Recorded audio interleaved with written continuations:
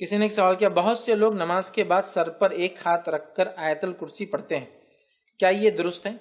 دیکھیے بہت سارے لوگوں کو میں نے بھی دیکھا ہے، نماز ہوتی ہے، کچھ مسجدوں میں حال یہ ہوتا ہے کہ 50% لوگ، کچھ مسجدوں میں 20% لوگ، کچھ میں 10% لوگ اس کے فالوورز ہوتے ہیں.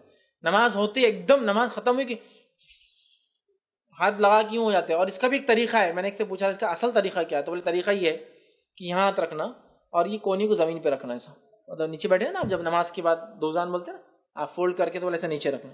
مطلب یہ کیا ہے تو پتا نہیں، بولے یہ ایسا رہتا ہے، ٹھیک ہو سکتا ہے کچھ ٹینشن وغیرہ گراؤنڈ کر رہے، ریزن کیا ہے تو ہاتھ رکھ کے لا الہ الا اللہ آیت الکرسی شروع ہو جاتا ہے.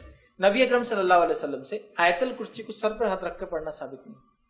سر دکھ رہا ہے تو آپ یہ پڑھ سکتے ہیں بسم اللہ 3 بار ہے نا حدیث میں 3 بار ہاتھ رکھ کے بسم اللہ پڑھا جائے. اور بھی دعائیں جو ثابت ہے وہ آپ کر سکتے ہیں، لیکن آیت الکرسی کو خاص طور سے سر پر ہاتھ رکھ کر پڑھنا یہ سنت سے ثابت نہیں.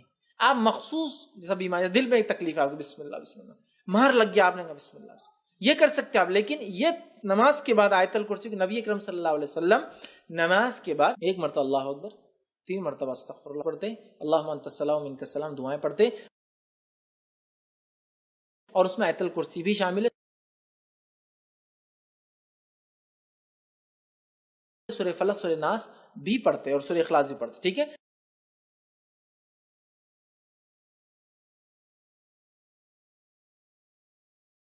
تو آیت الکرسی پڑھتے، لیکن آیت الکرسی کبھی آپ نے سر پر ہاتھ رکھ کے نہیں پڑھی یا سر پر ہاتھ رکھ کے ہاتھ کو نیچے رکھ کر نہیں پڑھا. تو لہٰذا آیت الکرسی کو نماز کے بعد خاص طور سے سر پہ ہاتھ رکھ کر پڑھنا یہ سنت سے ثابت نہیں. یاد رکھیے، علاج معالجہ ایک الگ چیز ہے.